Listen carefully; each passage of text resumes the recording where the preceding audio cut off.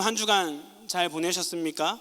레인쿠버가 되어오고 있는 이 상황 속에서 여러분들이 한 주를 어떻게 보내고 계시는지 참 궁금합니다. 그래서 우리 한번 이렇게 인사했으면 좋겠는데요. 하나님의 선물을 경험하는 주일이 되세요. 이렇게 한번 인사해 보았으면 좋겠습니다. 인사말을 잘 못 알아들은 것 같아요. 한 번 더 해보겠습니다. 하나님의 선물을 경험하는 주일이 되세요. 시작. 네, 고맙습니다. 여러분, 선물하면 무엇이 떠오르십니까? 일단 선물이란 단어는 우리를 좀 기분 좋게 하는 것 같습니다. 여러분 머릿속에 선물하면 준 선물이 떠오를까요? 아니면 받은 선물이 떠오를까요? 네, 오늘은 준 선물을 한번 떠올려 보도록 하겠습니다. 여러분, 선물을 준 사람의 입장에서는 어떨 때 유독 기쁠까요? 일단 상대방이 좀 기뻐해야 기뻐합니다. 이미 줄 때부터 기뻐하지 않는 것 같으면 당황스럽습니다. 그리고 내가 준 선물이 이쁜 쓰레기로 남는 것이 아니고 우리가 준 목적대로 일상생활 속에서 잘 활용한다면, 또 그 잘 활용하는 것을 내가 목격한다면 어때요? 선물을 준 사람은 너무 기쁠 것입니다. 선물하니까 떠오르는 한 분이 계십니다. 저희 아버지인데요. 선물을 드릴 때 유독 좀 신경을 많이 써야 합니다. 왜냐하면 특별히 옷을 선물로 드릴 때 본인의 스타일이 있으셔가지고 엄격하기 때문입니다. 그러나 아버지께 제가 한번 등산 바지를 선물해 드린 적이 있습니다. 선물을 딱 드렸을 때 첫 마음은 좀 긴장감이 있었습니다. 왜냐하면 그 과거가 있기 때문에 그렇습니다.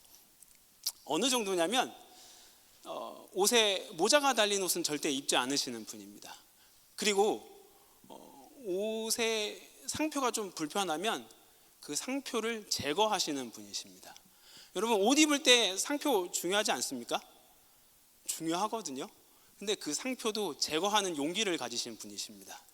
그런 분께 등산 바지를 제가 딱 드렸을 때 좀 긴장감이 있었는데요. 근데 아버지께서 기뻐하셨어요. 오히려 이거 어디서 샀니? 영수증을 달라. 내가 밖으로 가겠다라고 말할 줄 알았는데 그게 아니고 기뻐하셨어요. 그래서 저는 좀 안도했습니다. 뿐만 아니라 제가 아버지의 집, 부모님의 집을 방문할 때 아버지께서 그 등산복을 입고 계시고 일상생활 속에서 생활하는 걸 보면서 저는 일종의 성취감 또한 이렇게 경험하는 것을 발견하게 되었습니다. 이렇게 선물을 준 사람은 선물을 받은 상대방이 기뻐하고 잘 사용하는 것을 보게 되면 매우 만족스럽고 기쁩니다.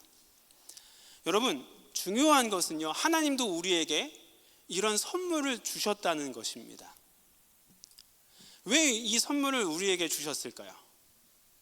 당연히 그 선물을 받고 기뻐하기를 원하시기 때문에 그렇습니다. 뿐만 아니라 그 받은 선물을 목적대로 일상생활 속에서 잘 활용하기를 원하시기 때문에 우리에게 선물을 주신 것입니다.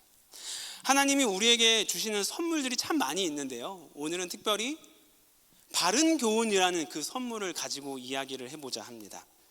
그것이 무엇이고 왜 주셨고 어떻게 일상생활 속에서 이것을 잘 활용할 수 있는지 우리가 한번 나누고자 합니다. 첫 번째, 하나님이 선물인 바른 교훈을 주신 이유는요, 나의 속마음을 돌아보기를 원하시기 때문입니다. 뭐라고요? 하나님의 선물인 바른 교훈을 통해서 나의 속마음을 돌아보기를 원하십니다. 디모데전서 1장 11절을 한번 읽어보도록 하겠습니다. 다 같이 시작. 이 교훈은 내게 맡기신 바 복되신 하나님의 영광의 복음을 따름이니라. 오늘 바울이 디모데에게 말하고 우리에게 전달되길 바랬던 바른 교훈은 복음입니다.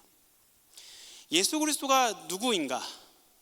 예수 그리스도께서 우리에게 무엇을 하셨는가?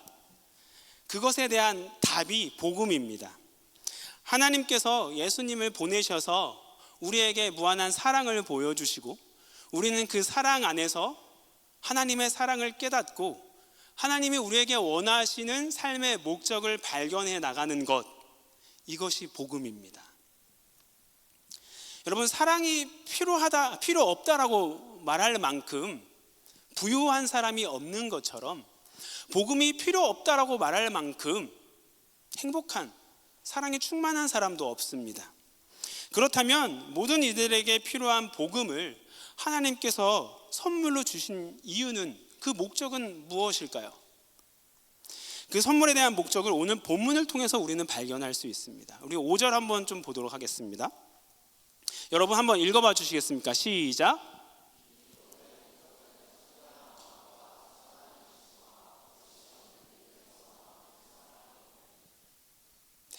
5절의 말씀을 이렇게 풀어서 설명해 보도록 하겠습니다. 하나님께서 복음을 선물로 주시면서 여러분들에게 이렇게 말씀하시는 거세요.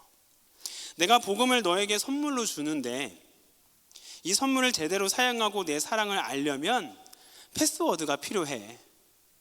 그 패스워드가 청결한 마음, 선한 양심, 거짓 없는 믿음이야. 이것을 통해서 복음 안에서 나의 사랑을 발견할 수 있어. 그렇게 말씀하시는 것입니다. 하나님께서 우리에게 바른 교훈이신 복음을 주신 그 목적은 하나님의 사랑을 누릴 수 있게 하시기 위해서입니다. 우리는 이 말씀을 기준으로 삼아서요, 나의 속마음을 돌아볼 필요가 있습니다. 자신을 돌아볼 때는 기준을 어디에 두느냐가 되게 중요하기 때문에 그렇습니다. 예를 한번 들어보겠습니다.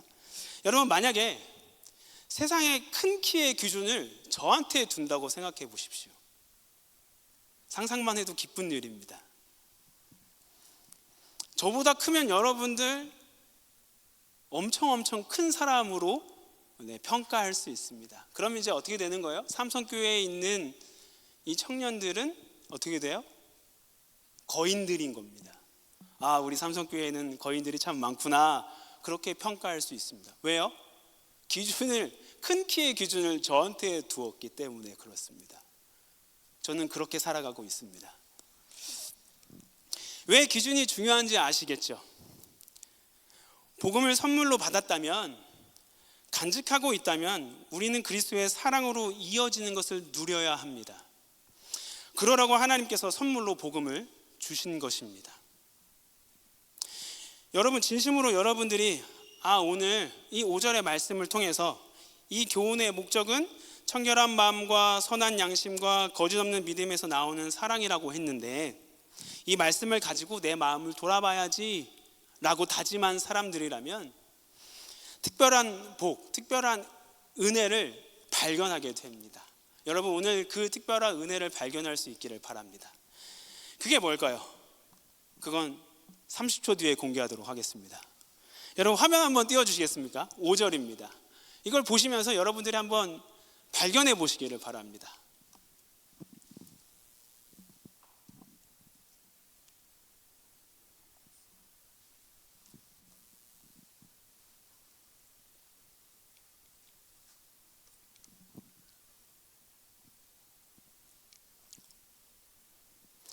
오 절 말씀을 가지고 우리 자신의 속마음을 돌아보기로 한다면요, 우리는 이런 질문을 만날 수밖에 없습니다. 좋아. 여기서 사랑이 오는구나. 사랑을 발견해야지. 근데 곰곰이 생각하면서 선한 양심, 청결한 마음, 거짓 없는 믿음에서 어떻게 사랑으로 연결되지? 이런 질문이 우리는 떠오르게 됩니다. 여러분, 혹시 30초 동안 그 질문에 도달하셨습니까? 그 질문은요, 새로운 답을 찾게 됩니다. 그 새로운 답이 우리에게는 복이자 은혜라고 말할 수 있습니다. 자, 보세요. Pure heart, good conscience, sincere faith. 어떤 거예요? 하나님의 성품입니다. 디바인 네이처이라고 하는 하나님의 성품을 대표하고 있는 세 가지인 거라는 것을 우리는 발견하게 됩니다. 그렇습니다. 이것이 하나님의 대표적인 성품 세 가지구나. 우리가 그것을 발견하게 되면 어떻게 돼요? 그 성품을 내가 알고자 할 때 그 성품을 가지고 나의 속마음을 돌아보기 시작할 때 내 마음속에서는 하나님의 사랑이 나타나기 시작하는구나. 내 마음속에서 하나님의 사랑을 발견할 수 있구나 라는 것을 묵상하게 됩니다. 그래서 하나님의 성품을 내가 참여하고 닮아가려고 할 때 비로소 하나님께서 나에게 말씀하시는 하나님의 그 사랑 발견하고 경험하고 그것을 흘려보낼 수 있는 삶을 살 수 있구나 라는 것을 깨닫게 됩니다. 이것이 우리에게 하나님께서 복음을 선물로 주신 목적이자 이유입니다. 여러분, 하나님께서 우리 자신들의 마음속을 돌아보기를 원하시는 이유는 이 과정을 깨닫기 원하시기 때문입니다. 내가 하나님의 성품을 묵상하고 닮아가려고 할 때 하나님의 사랑으로 연결되어지는구나. 내가 그 성품을 닮아가는 가운데서 하나님의 사랑을 발견하고 그 사랑을 경험하는 것이 복음의 목적이구나라는 것을 알기를 원하시기 때문입니다. 그러므로 여러분, 복음 안에서 하나님의 성품에 참여하는 여러분 되기를 소망합니다. 여러분, 벌써 11월이에요. 시간이 참 빠르죠? 우리의 일상생활 속에서 내가 하나님의 성품에 참여하고 있는가? 여러분, 그것을 여러분 속마음을 돌아볼 때 돌아볼 수 있어야 합니다. 우리는 자아 성찰을 되게 중요하게 여겨요. 근데 우리는 어떻게 속마음을 돌아보아야 하느냐? 내가 하나님의 성품을 묵상하고 있는가? 내가 닮아가려고 하고 있는가? 그리고 그 안에서 하나님의 사랑으로 연결되어지고 있는가? 그 연결고리를 여러분 속마음을 돌아볼 때 함께 돌아볼 수 있는 여러분 되기를 축복합니다. 두 번째로는요, 하나님이 주신 선물 복음을 통해서 우리의 반응의 변화를 경험할 수 있습니다. 하나님께서 우리에게 복음을 주신 이유는요, 우리의 반응의 변화를 경험하기를 바라시기 때문입니다. 6절 한번 보도록 하겠습니다. 한번 읽어볼까요? 시작. 사람들이 이에서 벗어나 헛된 말에 빠져 다른 교훈, 바른 교훈, 복음이 아닌 다른 교훈에 집중했을 때 사람들이 잘못된 것에 빠져서 벗어난다고 했습니다. 이 6절을 좀 쉬운 성경으로 여러분들에게 다시 한번 읽어봐 드릴게요. 그런데 몇몇 사람들은 이런 것들을 생각하지 않고, 이런 것들은 복음입니다, 아무 쓸모없는 것에 정신을 팔고 있습니다. 이게 쉬운 성경 버전입니다. 여러분들의 이해를 더 돕기 위해서요, 이 쉬운 성경을 제가 반대로 한번 풀어보았습니다. 바른 교훈은 헛된 문제에 빠지지 않게 하고 올바르게 생각하게 한다. 오류 없죠? 없어야 합니다. 복음 안에 거하면요, 우리는 헛된 말, 헛된 문제에 빠지지 않게 된다고 말하고 있습니다. 놀라운 변화가 아닐 수 없습니다. 왜 이런 변화가 생길 수 있는 걸까요? 복음을 하나님께서 우리에게 주신 목적은요, 올바른 것에 집중할 수 있게 하기 위해서라고 했습니다. 바른 교훈, 복음은 내가 직면하고 있는 문제를 예전과는 다르게 해석할 수 있게 하기 때문입니다. 뭐라고요?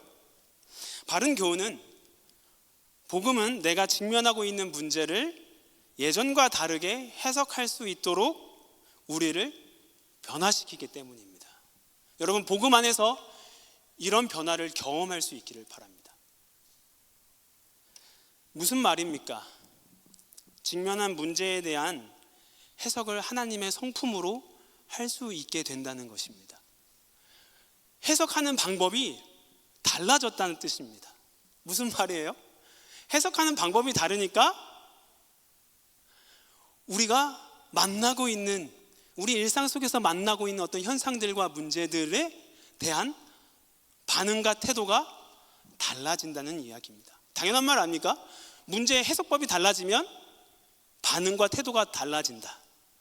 하나님께서 우리에게 복음을 주신 이유가 이것입니다. 여러분들이 만나고 있는 문제와 현상들, 그것에 대한 해석법을 하나님께서는 다르게 하기를 원하십니다. 그러니 나에게 나오는 반응이 달라지는 것입니다. 우리가 만날 수 있는 이슈들을 가지고 한번 이것을 좀 설명해 보도록 하겠습니다. 여러분들이 만날 수 있는 이슈들이 참 많이 있어요. 하지만 오늘 너무 많이 이야기하기에는 시간이 부족하니까 3가지 정도만 한번 추스려서 이야기해 보겠습니다. 말, 관계, 변수. 이걸 한번 또 살펴보겠습니다. 먼저 말, 대화죠. 불편한 대화 속에서 우리가 생각하는 헛된 말들 때문에 무엇을 받습니까? 상처를 받습니다. 대화 속에서 내가 생각하지 못했던 헛된 말을 나에게 주니까, 또 나에게 준 건 아닌데 옆에서 듣다 보니까 전염됩니다. 이게 좋은 말도 참 잘 전염되는데 안 좋은 말은 더 빨리 전염됩니다. 그러니까 우리한테 상처로 다가오게 되죠. 그러면서 어려움을 맞이하곤 합니다.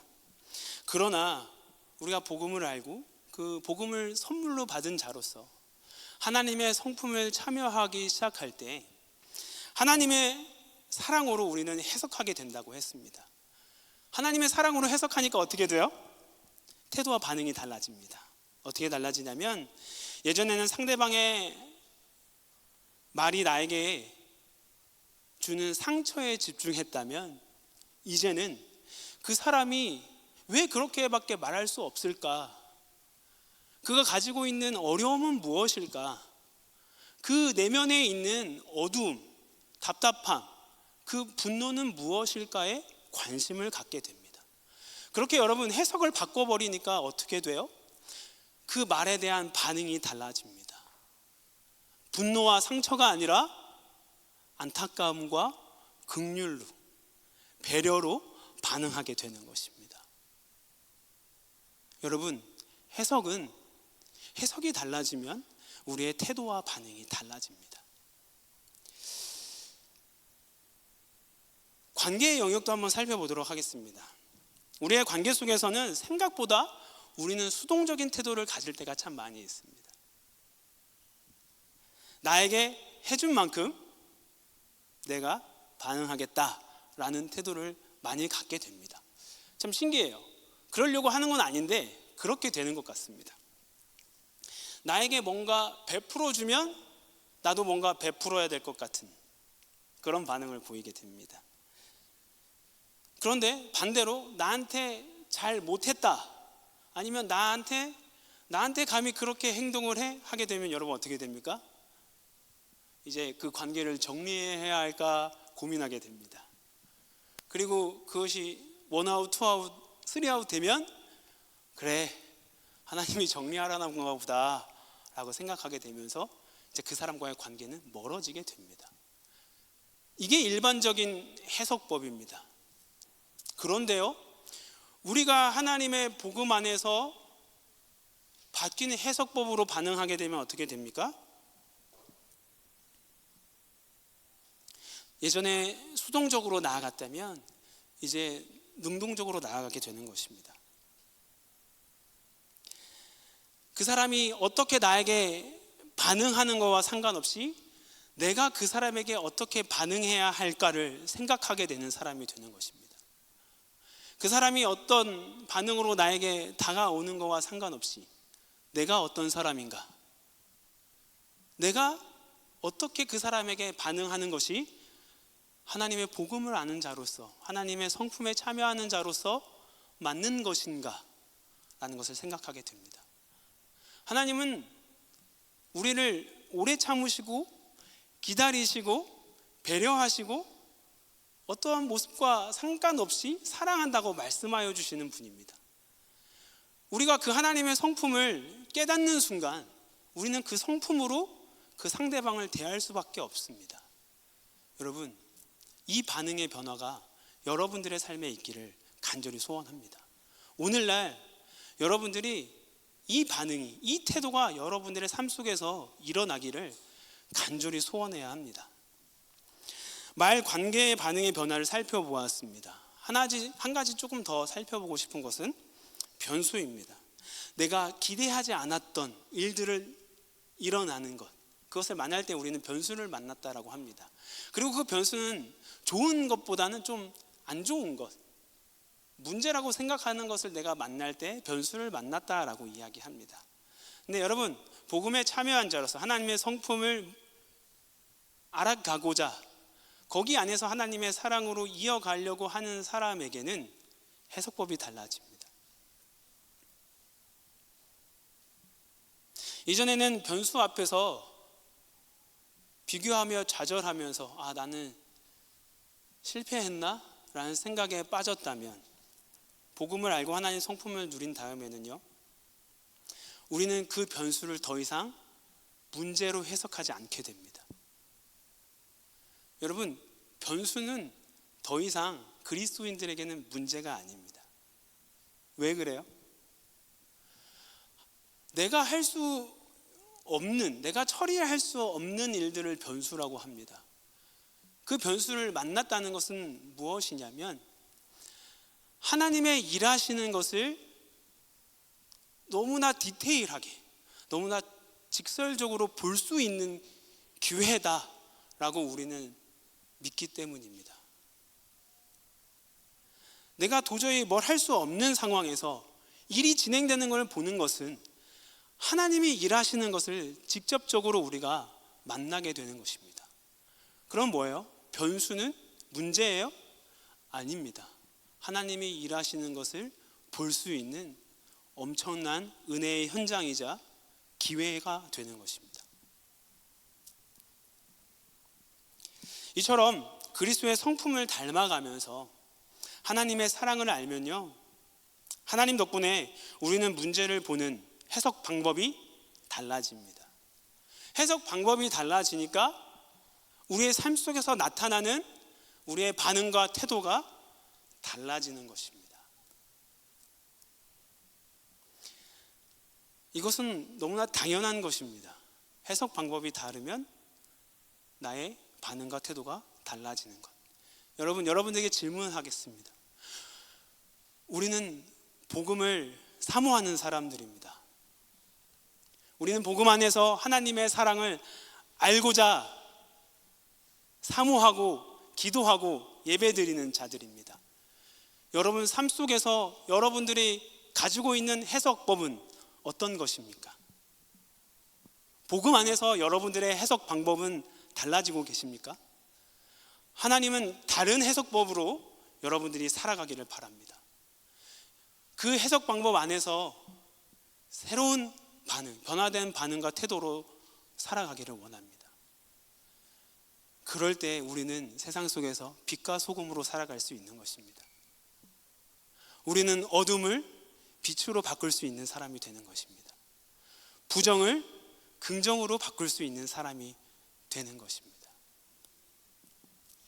하나님의 성품에 참여하면서 나의 상황과 문제를 보고 해석하는 방법이 달라지는 여러분 되기를 바랍니다. 아멘. 하나님께서 우리에게 복음을 주신 그 목적, 이 두 번째를 여러분들이 꼭 기억할 수 있기를 바랍니다. 세 번째입니다. 하나님의 선물을 통해, 복음을 통해서요, 나의 일상을 기대하게 됩니다. 하나님께서 우리에게 복음을 주신 목적 세 번째는 뭐예요? 일상을 기대하게 된다라는 것입니다. 바른 교훈 안에서, 복음 안에서 나의 속마음을 돌아보는 것 너무 좋은 일입니다. 문제를 대하는 해석 방법이 달라져서 나의 반응과 태도가 달라지는 것 너무 좋은 일입니다. 그런데 또 놀라운 사실 하나가 더 있는데, 그것이 여러분 바른 교훈 안에서 여러분들의 일상을 기대할 수 있게 된다는 것입니다. 여러분들은 여러분들의 삶이 기대가 되십니까? 아침에 일어날 때 오늘 하루 너무 기대돼 라고 하루를 시작하십니까? 이번 학기 끝나고 놀러 갈 생각으로 기대하는 거 말고, 아니면 여러분들이 휴가를 모아가지고 이 레인 쿠버가 될 때 좋은 곳으로 떠나겠다, 그것을 기대하는 거 말고, 나의 일상 속에서 하나님 때문에 오는 기대가 있느냐라는 것입니다. 여러분, 우리는 하나님의 경륜이라는 단어, 그 안에서 우리는 우리의 일상을 어떻게 기대할 수 있는가를 발견할 수 있습니다. 4절을 우리가 한번 보도록 하겠습니다. 4절을 통해서요, 하나님은 우리가 하나님의 경륜을 이루시기를 원하는 것을 발견하고 묵상할 수 있습니다. 경륜은 하나님의 일로 해석하고 있습니다. God's work라고 영어로는 번역되는데, 다른 또 영어 버전에서는 Administration of God이라고 번역되어 있습니다. 또 다른 영어 영어 번역으로는 Stewardship from God이라고 번역되어 있기도 합니다. 관리 직무, 하나님의 일, 하나님이 우리에게 주신 관리 직무, 그것을 이루어 갈 때, 그 안에 있을 때 우리는 우리의 일상을 기뻐할 수 있다라는 것입니다. 나의 삶 속에서, 나의 일상 속에서 하나님이 나와 같이 하나님의 일을 이루어 가실 것을, 그 사실을 통해서요, 우리는 우리의 삶을 기대할 수 있다라는 것입니다. 여러분이 기대를 하든 기대를 하지 않든 하나님은 여러분의 삶을 기대하고 계십니다. 근데 이거 너무 중요하거든요. 그러니 여러분, 우리가 서로 한번 축복해 보도록 하겠습니다. 이렇게 축복하겠습니다. 하나님이 너의 일상을 기대하고 계셔. 혹시 좌우 사람이 별로 안 친합니까? 괜찮아요. 한 번 더 축복해 보겠습니다. 그러니 너도 너의 일상을 기대하렴. 그렇게 한번 축복해 보겠습니다. 시작.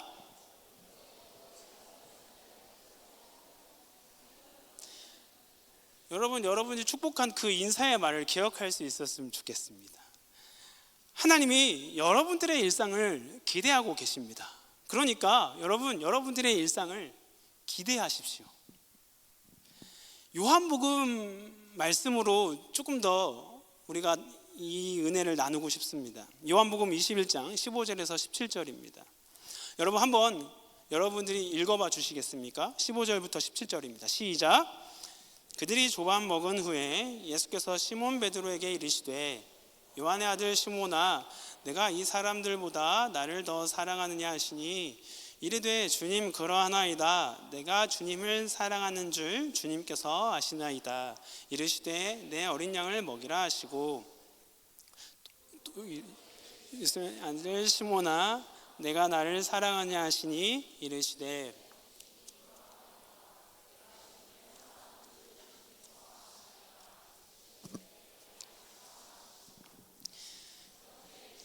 요한의 아들 시몬아, 내가 나를 사랑하느냐 하시니, 주께서 세 번째 내가 나를 사랑하느냐 하심으로 베드로가 근심하여 이르되, 주님 모든 것을 아시오매 내가 주님을 사랑하는 줄 주님께서 아시나이다. 예수께서 이르시되 내 양을 먹이라. 이 대화는요, 예수님을 3번 부인한, 예수님을 배신하고 다시 어부의 삶으로 돌아간 베드로와 예수님과의 새벽에 만나서 대화한 이야기입니다.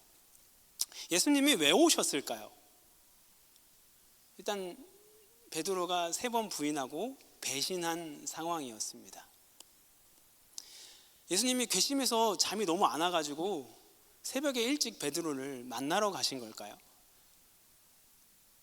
너무 괘씸한 그 배신자, 길 엇갈리면 복수할 기회가 없으니까 새벽에 일찍 가가지고 엇갈리지 않게 기다렸다가 오면 몸의 대화를 한번 해야 된다라고 생각하고 만나러 가서 대화를 하신 걸까요? 생선 뜯고 있는 베드로에게 이제 그만 먹고 몇 대 맞을래? 라고 말하시는 것이 아니었을 것입니다. 예수님은 베드로에게 찾아오신 이유가 따로 있습니다.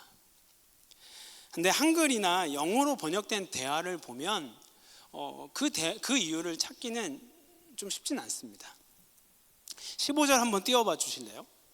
여기서 보면 사랑한다 라는 동사가 예수님 한 번, 베드로 한 번 사용했습니다. 한글과 영어는 이게 차이가 없습니다.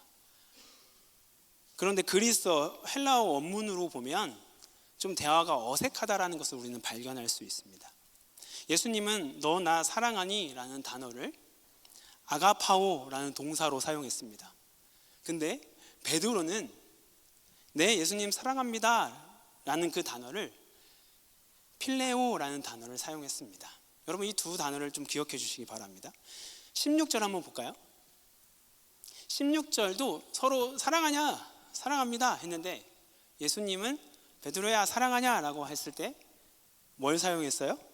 아가파오라는 동사를 사용했습니다.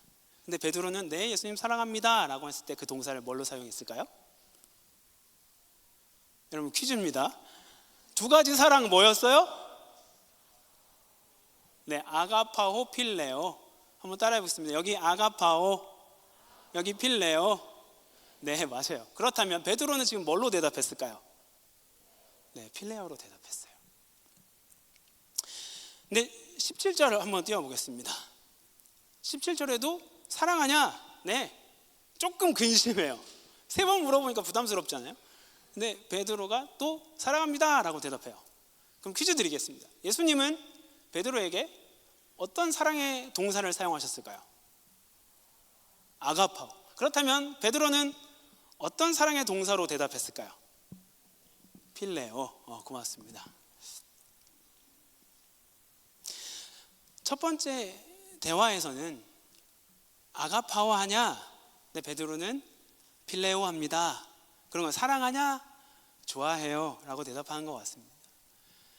두 번째로 베드로야 아가파오 하니?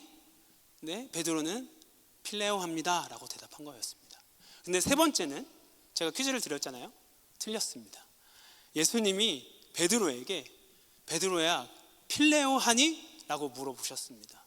그리스어 헬라어 원문에 그렇게 다르게 표기되어 있습니다. 그랬더니 베드로가 근심하여 가로되 네, 예수님 필레오 합니다 라고 대답하신 것입니다. 여러분, 아가파오라는 단어는 여러분 아가페라는 단어 많이 들어보셨죠? 그 아가페의 동사 형태입니다. 하나님이 우리에게 보여주시는 신적인 사랑, 무한한 사랑, 그 상대방이 어떻게 반응하든 말든, 그 사람이 나를 배신하든 말든 변함없는 하나님의 그 사랑을 아가페라고 표현합니다. 동사로 아가파오라고 하지요. 그런데 필레오는 그럼 어떤 것일까요? 이것도 사랑이긴 합니다. 그런데 프렌드십입니다. 우정을 뜻하는, 사랑을 표현할 때 사용하는 단어가 필레오입니다. 뭐예요? 예수님은 베드로에게 아가파의적인 사랑을 원하셨지만 베드로는 아직까지는 거기까지는 도달하지 못하고 하나님, 예수님 필레오 합니다 라고 말한 것입니다.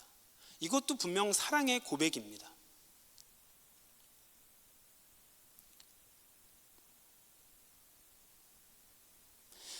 예수님은 베드로에게 아가페를 요청했지만 베드로는 필레오라고 대답했습니다. 하지만 세 번째 질문이 변화된 것을 여러분 기억하시죠? 예수님은 베드로에게 그래, 베드로야 필레오 하지? 그럼 너가 필레오 하니까 나의 일에 따라오렴, 그렇게 말씀하시는 것입니다. 너가 필레오 해도 괜찮아? 나의 일에 따라오고 너의 일상을 기대하렴, 이라고 말씀하시는 것입니다.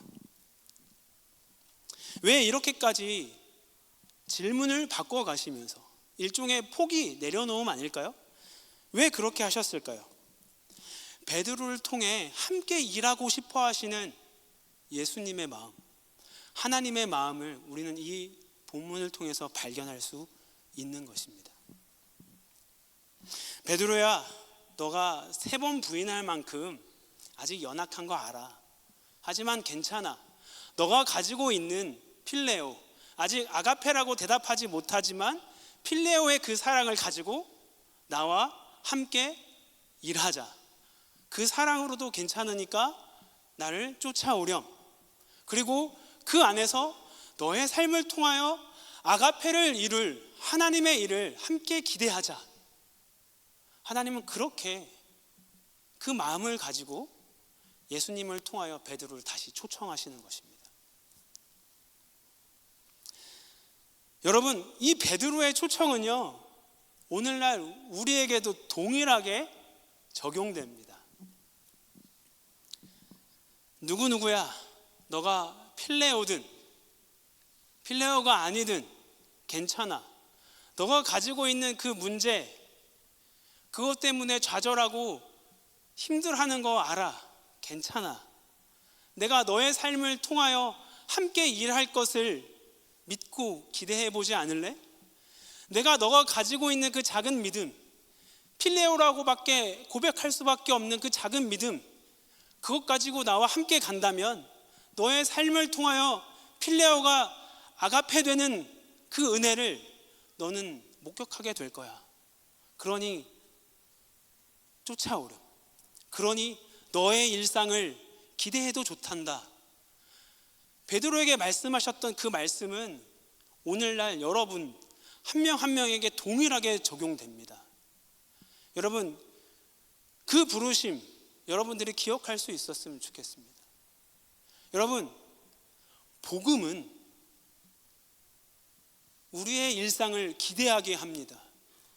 하나님께서 우리에게 복음을 주신 목적은 우리의 일상 속에서 하나님께서 함께 일을 이루어 가실 것을 기대하며 나의 일상을 함께 기대할 수 있는 것, 그렇게 바꾸는 힘이 있습니다. 하나님은 그것을 위하여 우리에게 복음을 주셨습니다. 그러니 여러분, 나의 삶을 통하여 함께 일하실 그 하나님을 기대하십시오. 그 하나님을 향한 기대 때문에 여러분들의 일상을 기대할 수 있는 한 사람 한 사람 되기를 바랍니다.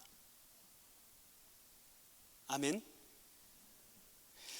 여러분, 메시지를 마무리하도록 하겠습니다. 찬양팀은 올라오셔도 괜찮을 것 같습니다. 여러분, 어디를 가던 와이파이가 참 중요한 시대가 되었습니다.